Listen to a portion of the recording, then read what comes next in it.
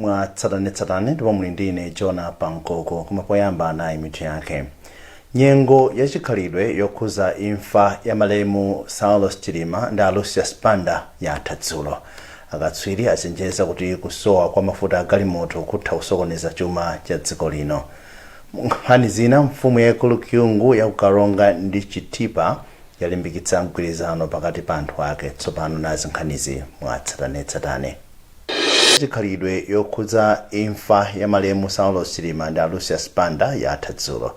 Nyengo yafika kumapeto ndi mwambo wa misa yoyera umene yachitika pa bwalo la St. Peter's Clever Parish kumsipe boma la Ncheu. Enkosi ya makosi komani yachisanu idalengeza kuti angona maseko akhala kukhuza imfayi kwa miyezi itatu. Kuchokera ku Ncheu, Sera Chikwapula walemba ripoti makwerenga ndi Eric Msekete.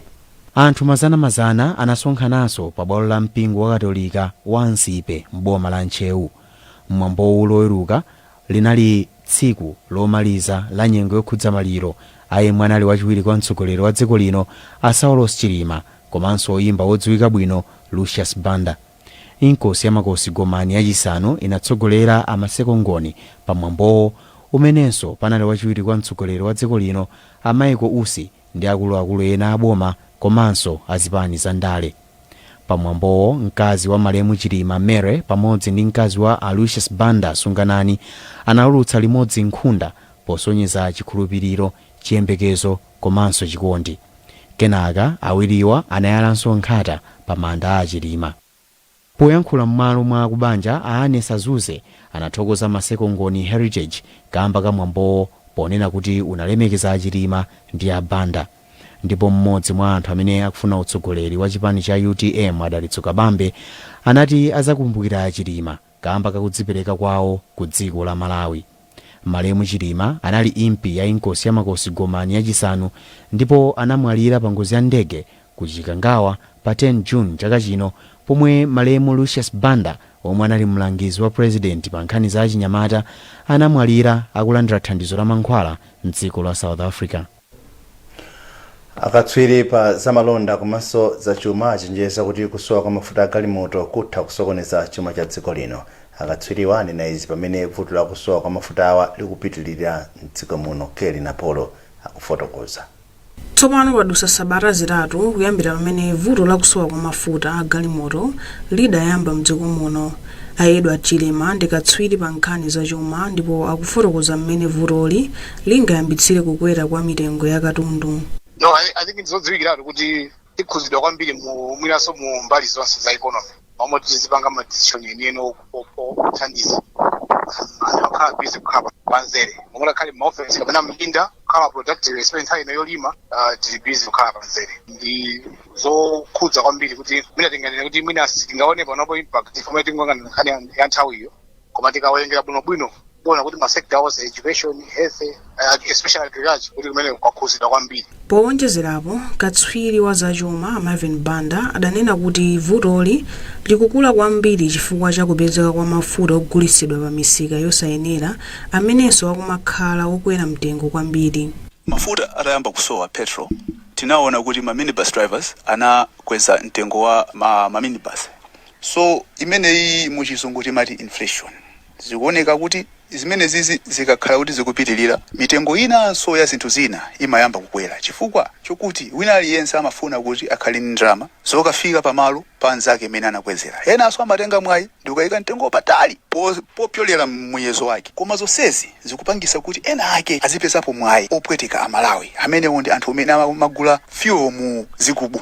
Mlembi wamkulu wa bungwe la anthu ochita mabizinesi ang'onoang'ono Tennyson Mulimbula wapempha boma kuti lipeze mayankho a vuto mwachangu. Izitu zapangitsa kunena kuti mabizinesi azilipira ndalama zochulukirapo pamene akufuna kuyenda kupita kumalo oti akaone katundu komanso ndi kubwerera. Chifukwa chonena kuti amene amapanga bizinesi ya matransport ngati kabaza ndi maminibasi akweza ndalama zimene akuwalipiritsa anthu. Zimenezo zikupangitsa kuti nawonso ochita malonda akwezenso katundu amene amagulitsa. Choncho nkhani ndiyokhumudwitsa kwambiri ndipo ngati bungwe ndikupempha boma kuti chite mwasangasanga kuti vuto limeneli lifike potherani. Pakadali pano atsogoleri sadafotokoze za nthawi yomwe vutoli likuyembekezeka kutha. Mfumu yaikulu Kyungu ya maboma Karonga ndi Chitipa yalimbikitsa mgwirizano pakati pa anthu ake. Mfumuyi yati mgwirizano ndi mtendere ndi zofunikira kwambiri pa chitukuko cha maboma awiriwa. Mfumuyi yanena izi pamwambo wa chikhalidwe wa anthu ochokera maboma awiriwa omwe wachitikira mphepete mwa mapiri a Mbande m'boma la Karonga. Kuchokera kumeneko Sam Kalimira ali ndi ripoti.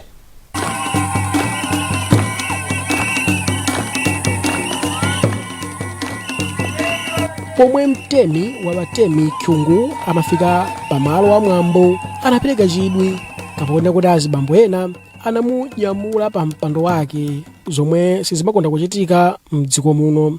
Kyungu anati Amalawi ndi amodzi ndipo akuyenera kugwiritsa ntchito njira zabwino zopereka mavuto awo osati kunyoza atsogoleri. Iwo anadzudzulanso mchitidwe wa zipolowe pa ndale komanso anthu kutengera malamulo m'manja mwawo maboma awiriwa, ndiponso anati ndi okhumudwa ndi kuchuluka kwa anthu omwe amangodzipha ndi kuphana komanso umbanda ponena kuti zoterezi sizingamange mudzi. Koma atakhala limodzi mwaphe momvana mwaulemu mwachikondi mogwirizana chifukwa pali mtendere.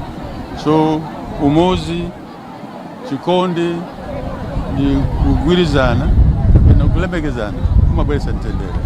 Sipikala wa nyumba ya malamulo a Catherine Godani Hara omwe anayimira mtsogoleri wa dziko lino Lazarus Chakwera anagwirizana ndi Kyungu ponena kuti Malawi akumaphunzira zikhalidwe zina zakunja zomwe akuti zina zimachititsa kuti anthu azisoweka ulemu makamaka pakati pa chinyamata. Zimezi jasose zazitaya tikumatenga chikhalidwe ngati zinthu zachimidzi. That's why tikupeza kuti ndi mavuto mwina amene amanena Kyungu kuti ana kumangozimangirira pena chifoti akukanika kuno kuti ndapezana ndi vuto ndipange bwanji sakumatha kudzoti mavuto amapezana ndi aliyense. Pakadali pano wapampando wa chikhalidwe cha anthu akukaronga ndi Chitipa a Marumbo Mwasinga anati apitiriza kukonza mwina mofoka ndi cholinga chona kuti miyambo yotere idzipitirira kukhala yabwino ponena kuti mathandiza kubweretsa pamodzi anthu amaboma awiriwa kuphatikiziraponso Amalawi onse. Mwambo wa chaka chino amasangalala pansi pa mutu woti umodzi pakuthandizana komanso ulemu ndi chilungamo kwa wina aliyense.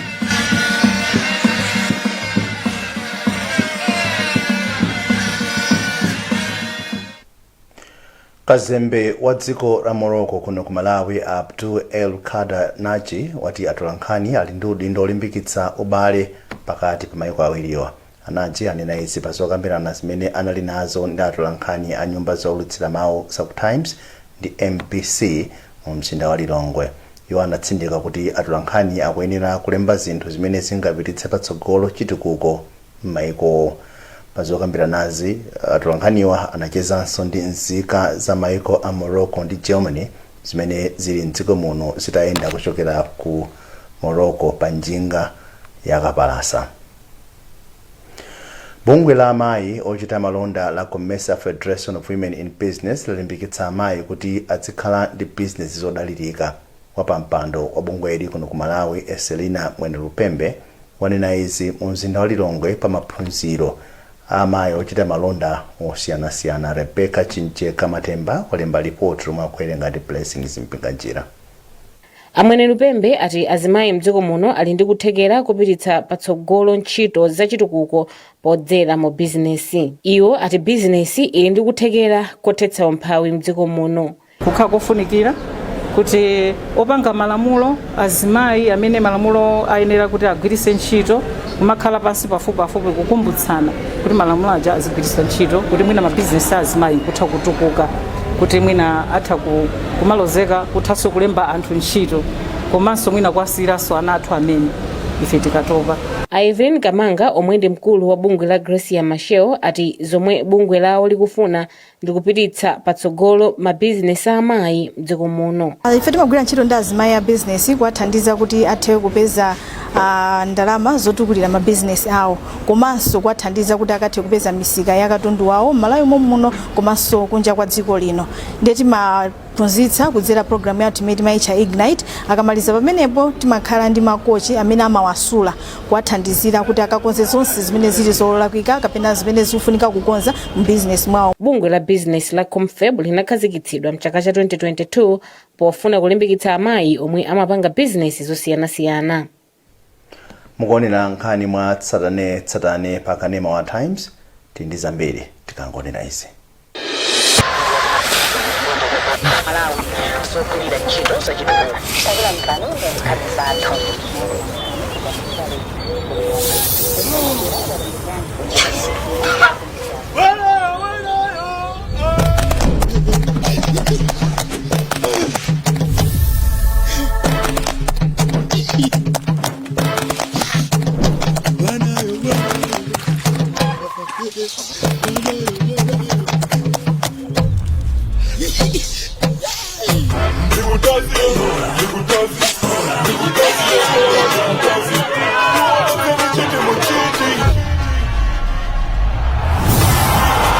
Yabweranso ndi moto yaikulu kuposa chaka chatha. Ndalama za Nkhani kwa matini wosewera adayiphule chaka chino ndani. 30 mita Airtel libe size madolo mwakonzeka. Airtel top 8 za madolo. Battling for the price. Airtel libe size.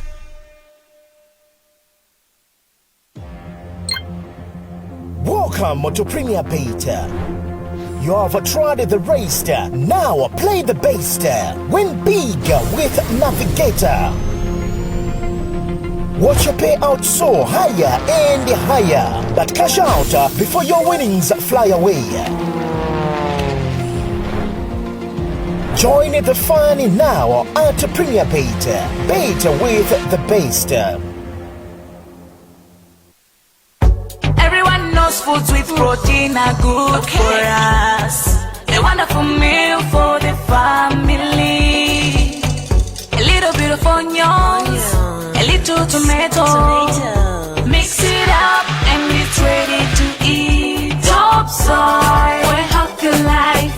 All you need is top soy. With the top taste, brighten your day with top soy, top soy, top soy. Top soy soya pieces is a world-class Malawian top relish made with top quality, top taste and top value, and is perfect when served with rice, sima, spaghetti and so much more. Buy yours today in all wholesalers and retail shops across the country. Top soy, truly a top relish. Pitilira ndi nkhanizi akuluakulu amene amayendetsa mpikisano wa kwachema fixed deposit promotions pansi pa msilikali sako alonjeza zabwino pakati pa asilikali. Modzi mwa akuluakuluwa a Oswell Kaseye wati izi zili chonchi kamba kuti mpikisanowu ukukula tsopano. Kaseye ayankhula izi kuzomba pomwe amapereka mphoto ya galimoto kwa msilikali wa ku Kobe Barracks a Jacobo Kaunda amene wapambana mphoto yaikulu mu mpikisanowo. Kuchokera kuzomba mtolankhani wathu Jason Malowa wali mbali report mwa kuwerenga ndi Daniel Zimba. The car, the Honda Freed, imene inali kwachema fixed deposit promotion grand prize is going out to Last Kopolo Jacobo Junior Kaunda 01505. Kopolo Jacob Kaunda wa ku Kobe Barracks kuzomba sanayembekezere mmene akuluakulu akumsilikali sako amamuuza kuti wapata galimoto mu mpikisano. Iye wapata galimoto la mtundu wa Honda Freed mu mpikisano wa kwachema fixed deposit promotions pansi pa msilikali sako. Mmawa wake Kaunda wati chimwemwe chake ndichodzala saya potsatira chipambanochi. Ayi chisangalalo changa ni chachikulu chifukwa simayembekezera. Pachiyambi ndimangoyesa kuti kuli promotion yachani ya kuli fixed deposit ya kwachema ndinali ndi ndalama yake ndati andingoyesa mwina sindizikoza khadi zoona. Mulendo olemekezeka pa mwambowu wachiwiri kwa mkulu wa Zomba Airbase a Brigadier General Harrison Kandula wati mpikisanowu ukukula. alowe nawo mpikisano umeneyi ndipo alimbikitse ndithu mtima umene woti athe kusunga ndalama zawo kuti zathandize kuti patsogolo pano amazipanga litaya ngatafuna kuti amange nyumba olo china chilichonse choti atukule moyo wawo adzatokhala ndithu ndi poyambira osati kungodalira zimene angalandire pa retirement yawo. Pakadali pano mmodzi mwa akuluakulu aku msilikali sako a Oswell Kaseke wati anthu ayembekezereza pamwamba. Ndife okondwa kwambiri ndipo taona kuti maera amene ayenda bwino chifukwa chanu kuti ayenda bwino chifukwa kuti tikuyang'ana kumene tachokera amene tayendera tinambopereka njinga ya moto tinapereka Mazda Demio last year, this year tapereka Mazda Freed Honda Freed rather, and tikuona kuti kutsogolo koso tikhala tikupitirira moteromo komanso tikuona soti ngakhale ma numbers anthu amene akulowa madraw amenewa akuchulukira. Ena mwa anthu omwe apambana mu mpikisanowu ndi a Sergeant Burton Mwenda omwe apeza mphoto yachiwiri ya gas cooker, ndipo a Kingsley Moniwa apambana Smart TV mu mpikisano omwewu. Chitseka Foundation yalimbikitsa anthu madera kutenga nawo mbali pa ntchito yoteteza chilengedwe.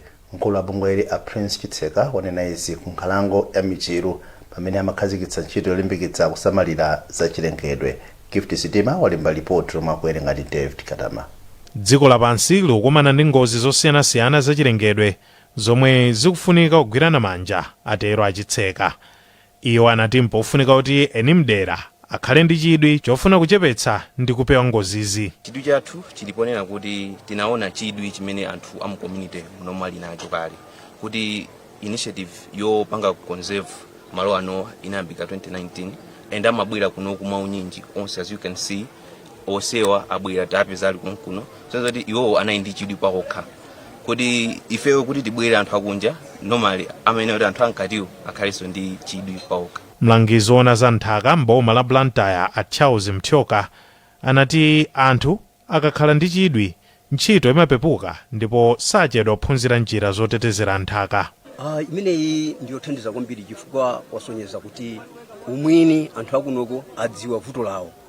Akadziwa anthu vuto lawo kumakhala kosavuta kugwira ntchito imene akufuna yachito kukondera lawo. Ndiye ntchito imeneyi ndaona kuti unoko anthu asonyeza kuti ali ndi chidwi ndithu afuna kuteteza nthaka yawo, ndiye anthu amenewa kwathu alimbikitsa. Amaliko Chikaonga ndi mkulu wa anthu amdera la Chiromoni omwe amasamalira za chilengedwe. Iwo analothokoza. Ife chinatipangitsa kuti tiyambe kugwira muno ntchito mu nkhalango ya Michiru ndi kudandaula kumene tinali nako kuonena kuti nkhalango imaonongedwa osatetezedwa. Inde tili nawo marenja a forest koma ntchito yawo si inalionena kuti anthu ononga kuchuluka ogwira ntchito akuchepa. Ndefe tinachitenga ngati chinthu cha mtengo wapatali kunena kuti okay, chinthu chindi chathu anthu amuno mu community tiyeni tipite tikachiteteze. Ndi pamene tinabwera muno 2019 kuyamba kuyang'anira nkhalango yathu. Kudzera mu ntchitoyo bungwe la Chitseka Foundation likhala likupereka upangiro osiyanasiyana osamalira za chilengedwe kwa eni mdera. Kampani yojambula zithunzi ya Zia Creations yapereka thandizo la ndalama zokwana 1 million kwacha ku chipinda cha udwala cancer ku chipatala cha Kamuzu Central mu mzinda wa Lilongwe. Modzi mwa akuluakulu ku chipatalachi Arezen Mzikamanda wati agwiritsa ntchito ndalamazi pogulira katundu osiyanasiyana othandizira nawa. Thandizo imeneyi ndiyofunika kwambiri. Timapereka mankhwalo osiyanasiyana kwa ana amenewa koma zonse sitingapange tokha. Pali zakudya zolimbitsa thupi zimene ana amafunika zoti inda chipatala amapereka koma sizikwanira kwa nthawi yonse imene ana alili fuka mafoka kwambiri matenda a cancer. Komanso pali zinthu zimene mwana amene okhala mwana ndiye pali mabuku amene akumalembamo mipira otazisiwerera zonse zithandizo zimene timazipititsa umene koko kuti tithandiza nawo kuti akhale ana komanso akhale ndi thandizo yokwanira ya zakudya zolimbitsa thupi mawo. Ndi chithandizo ngati cha Zia Fit Fusion chimene atipasachi chipita malo amene kuti chithandizire kugula zakudya ndi kuwathandiza nawo kuti azikhaso amphamvu. Ndipo mawu ake mmodzi mwa akuluakulu ku Zia Creations Matthews Kamaliza anati kampani ndiyodzipereka kuthandiza ntchito zosiyanasiyana. Ana amenewa ndi ana ngati mwana wina aliyense Malawi muno, ngakhale pali nthenda yopsa ya cancer imene inagwira ana amenewa. sinde kuti moyo wawo watha.